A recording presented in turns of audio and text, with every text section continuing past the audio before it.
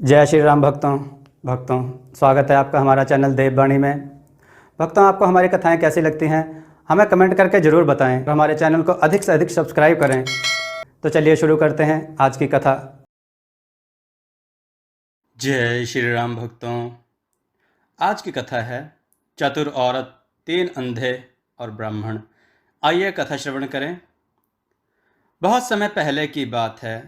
एक ब्राह्मण बाजार से होकर जा रहा था कि वह बोला, हे नारायण, मैं तुमसे प्रार्थना करता हूँ कि तुम मुझे 100 रुपये दे दो, तो मैं उनमें से 10 रुपये तेरे नाम के गरीबों को दे दूंगा, क्योंकि उसके पास तो अपने अगले खाने के लिए भी पैसे नहीं थे। नारायण को उस पर दया आ गई और उन्होंने उसकी प्रार्थना सुन ली। ब्राह्मण को तुरंत ही पैसे मिल गए, जिसमें से 10 रुपये उसने अपने दूसरे हाथ में रुमाल में बांध कर निकाल कर रख लिए, ताकि जैसे ही उसको कोई गरीब आदमी मिले तो वह उसको दे सके। तभी उसके सामने एक अंधा आदमी भीख मांगता हुआ आया, तो जैसा कि उसने अपनी प्रार्थना में कहा था, उसने उसको 10 रुपये दान में दे दिए। उस अंधे को विश्वास ही नहीं हुआ, सो उसने पूछा, आपने मुझे ये पैसे क्यों दिए? ब्राह्मण बोला, नारायण ने मुझे अभी अभी 100 रुपये इस शर्त पर भेजे हैं कि मैं इसमें से 10 रुपये उनके नाम पर किसी गरीब आदमी को दे दूं। अंधा बोला, भगवान आपको सुखी रखे, मेहरबानी करके मुझे अपना सारा पैसा दिखाएं। मैंने अपनी सारी जिंदगी में 100 रुपये कभी एक साथ नहीं देखे, मुझे उन्हें कम से कम महसूस तो करने दीजिए। ब्राह्मण को इसमें उसकी कोई चालाकी नहीं लगी, सो उसने अपना रुमाल उस भिखारी के हाथ में रख दिया। बेवकूफ़ आदमी, वह कुछ जरा ज्यादा ही सीधा रहा होगा। पैसों का रुमाल लेते ही भिखारी ने दिखाया कि वह उसका ही पैसा है। सो ब्राह्मण उसके ऊपर चिल्लाया और उससे अपना रुमाल छीन लिया। तो भिखारी ने जोर जोर से शोर मचाना शुरू कर दिया, बचाओ बचाओ, यह आदमी चोर है, यह मेरा सब कुछ छीनना चाहता है। ए लोगों, इसको पकड़ लो। अब इससे और डरने की ताकत नहीं है मेरे अंदर, कृपया मेरी मदद करो लोगों। आसपास चलते लोग चिल्लाए, क्या बात है, क्या बात है, क्या किया इसने? भिखारी बोला, यह मेरे पैसे छीनना चाहता है। देखो, इसके हाथ में मेरे सारे पैसे हैं, 90 रुपये हैं, चाहो तो गिन लो, मैं सच बोल रहा हूँ। लोगों ने ब्राह्मण को पकड़ लिया और उसके रुमाल के पैसे गिने, तो वे तो वाकई 90 थे। उन्होंने भिखारी का विश्वास कर लिया और उसका पैसा उसको वापस दे दिया। ब्राह्मण ने इसका बहुत विरोध किया, पर सब बेकार। लोग उसका विश्वास ही नहीं कर रहे थे। उसने उनको अपनी कहानी भी सुनाई, पर वह भी उनकी कुछ समझ में नहीं आई कि ऐसा कैसे हो सकता था। सो वह अपने घर की तरफ जितनी जल्दी हो सकता था चला गया। जब वह घर पहुंचा, उसने यह किस्सा अपनी पत्नी को बताया, तो उसकी पत्नी ने कहा, तुम भी कितने बेवकूफ़ थे कि तुमने उस भिखारी को अपने पैसे दिखा दिए। तुमको अभी भी इस अंधे भिखारी की चाल समझ में नहीं आई और तुम यहाँ लौट कर चले आए। जाओ और जाकर उसका पीछा करो और देखो कि वह ये पैसे कहाँ रखता है। ब्राह्मण तुरंत ही बाजार वापस गया। वहां उसको वह अंधा भिखारी मिल गया। वह धीरे धीरे एक घर की तरफ जा रहा था। घर के अंदर पहुंचकर वह वहां एक जगह पर बैठ गया। कुछ देर बाद उसने चारों तरफ देखकर कहा, यहाँ तो कोई नहीं है।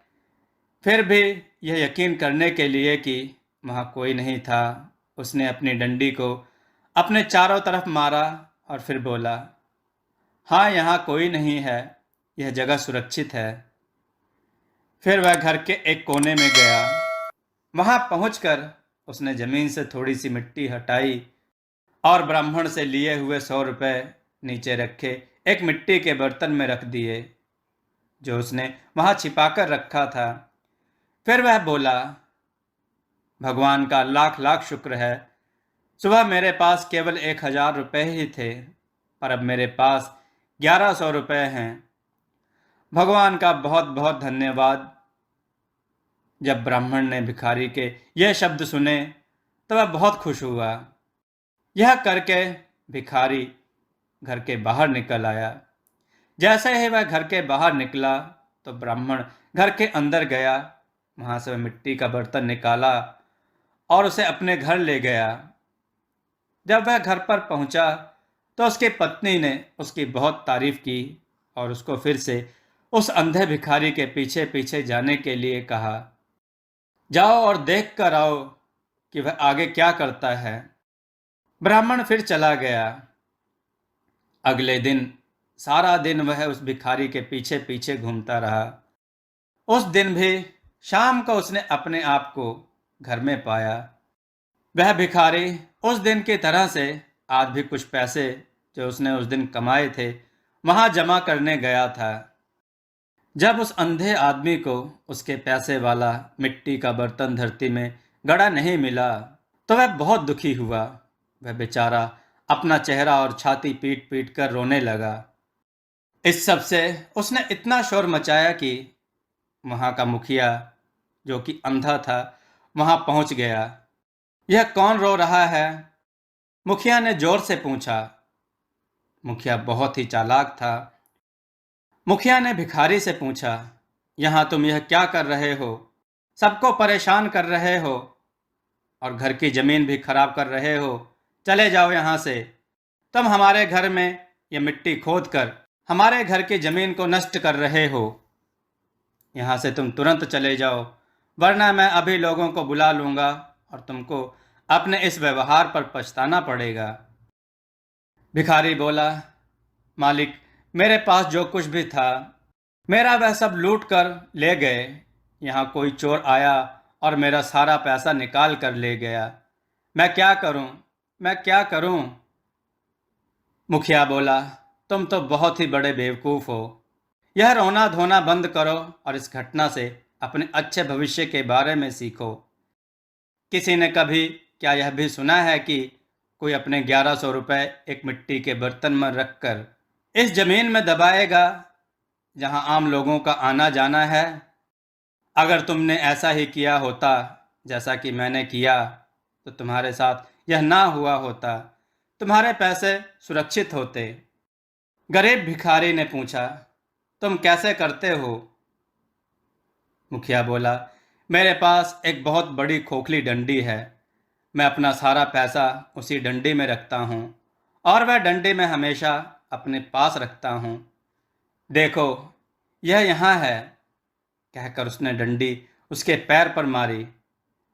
फिर बोला, जाओ तुम एक और डंडी लेकर आओ और फिर अपने पैसे के बारे में निश्चिंत हो जाओ।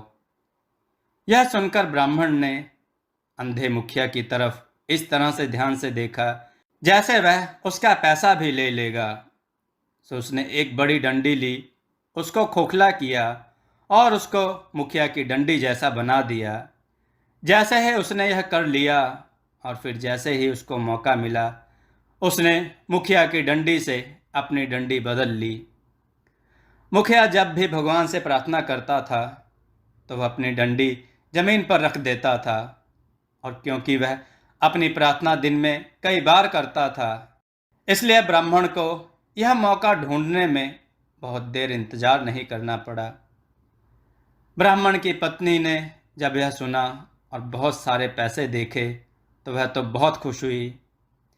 उसने अपने पति से कहा, अब तुम फिर जाओ और देखो कि यह मुखिया अब क्या करता है। हो सकता है तुम्हें उसका कुछ और खजाना हाथ लग जाए। ब्राह्मण ने उसका कहना माना और वह फिर से उसी मुखिया के घर की तरफ चल दिया। वहां जाकर वह क्या देखता है कि उसके पास एक अंधा सेठ बैठा हुआ है। इत्तेफाक से सेठ के पास भी बहुत धन था। अंधा मुखिया अपने पैसे खो जाने पर अंधे सेठ के सामने रो रहा था। तो अंधे सेठ ने उससे कहा, तुम्हारी बेवकूफ़ी के लिए भगवान तुम पर नाराज हो जाएंगे। अब तुम मेरी बात सुनो कि मैं अपने पैसे का क्या करता हूँ।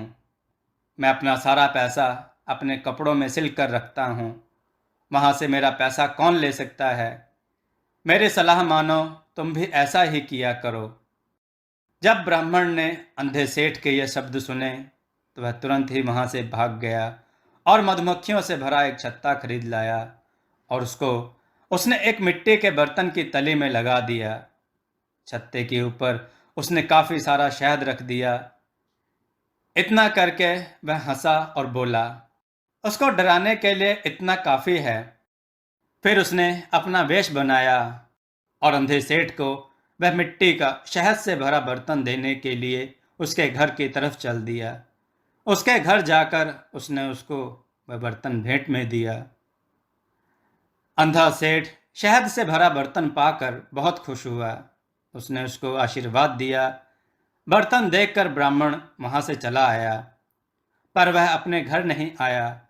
वह उसके घर से थोड़ी दूर जाकर इंतजार करने लगा कि कब वह अपना शहद खत्म करता है। जैसे ही ब्राह्मण उसके घर से गया, अंधे सेठ ने शहद निकालने के लिए बर्तन में हाथ डाला। वह उसको बड़े बर्तन में निकालकर छोटे छोटे बर्तनों में रख देना चाहता था, क्योंकि वह यह नहीं चाहता था कि कोई दूसरा उसकी इतनी सारी चीज़ को उसके पास एक ही बार देख ले। उसने शहद से एक दो छोटे बर्तन भरे ही थे कि अब उसका हाथ शहद के बजाय मधुमक्खियों के छत्ते में जा लगा। मधुमक्खियों को उसका यह व्यवहार बहुत ही बुरा लगा। वे बर्तन में से बाहर उड़ी और उसको चारों तरफ से काटने लगी। वह अपना शरीर पीटता पीटता घर के बाहर की तरफ भागा, पर मधुमक्खियां भी अपने इरादे की पक्की थीं। वे भी उसको छोड़ नहीं रही थी। ऐसे समय में कोई उसकी सहायता भी नहीं कर पा रहा था। उस अंधे सेठ को अपने कपड़े उतार कर एक तरफ फेंकने पड़े और घर के बाहर जाना पड़ा। मधुमक्खियां भी उसके पीछे पीछे भागीं। वह बेचारा तो उनके कांटे से मर ही जाता अगर उसकी पत्नी एक शहतूत की मोटी सी साख लिए वहां नहीं आ गई होती और उसने उससे उनको मारा नहीं होता। इस बीच ब्राह्मण ने अंधे सेठ के कपड़े उठाए और अपने घर भाग गया। उसकी पत्नी उसको देखकर बहुत खुश हुई। वह बोली, हम लोग तो अब बहुत अमीर हो गए हैं। अब हमें अपनी बाकी की जिंदगी के लिए कुछ नहीं चाहिए। जैसे ही सेठ को मधुमक्खियों के काटने से थोड़ा सा होश आया तो उसने देखा कि उसके कपड़े तो वहां से गायब हैं। यह देखकर वह बहुत परेशान हुआ। वह तुरंत ही अंधे मुखिया के पास गया और उससे अपना सारा हाल कहा। दोनों ने आपस में मिलकर कुछ सलाह की। वह दोनों मिलकर अंधे भिखारी के पास गए और उसे जाकर अपनी अपनी कहानी बताई। तीनों ने मिलकर एक योजना बनाई कि राजा के पास चला जाए और उससे प्रार्थना की जाए कि वह इस चोर की ठीक से खोज करें। ऐसा ही किया गया। राजा ने उन तीनों की बात ठीक से सुनी और उन तीनों की कहानियों में रुचि लेने लगा। वह खुद भी यह जानने की कोशिश में लग गया कि ऐसा कौन सा आदमी था जिसने उन तीनों होशियार और चतुर लोगों को धोखा दिया। उसने सारे शहर में ढिंढोरा पिटवा दिया कि जिसने भी यह सब किया है आकर स्वीकार करे तो राजा उसको माफ भी कर देगा और साथ में उसको अच्छा इनाम भी देगा। यह सुनकर ब्राह्मण राजा के पास गया और उसको सारी कहानी सुनाई। राजा बोला, शाबाश, पर यह तो बताओ कि यह सब तुमने अकेले ने किया या फिर किसी और ने भी तुमको इस बारे में सलाह दी। ब्राह्मण बोला, मेरी पत्नी ने मुझे यह सब करने के लिए मुझे उकसाया महाराज, और मैंने यह सब किया। राजा बोला, बहुत अच्छे। उसने उसको बहुत सारी भेंट दी और फिर उसको वहां से भेज दिया। दोस्तों, आपको यह कथा कैसी लगी अपने विचार और सुझाव कमेंट में जरूर दें। हमारी कथाओं को लाइक करें, हमारे चैनल को सब्सक्राइब करना न भूलें। हमारी कथाओं को शेयर जरूर करें जिससे लोगों को अच्छा ज्ञान प्राप्त हो। जय श्री राम भक्तों।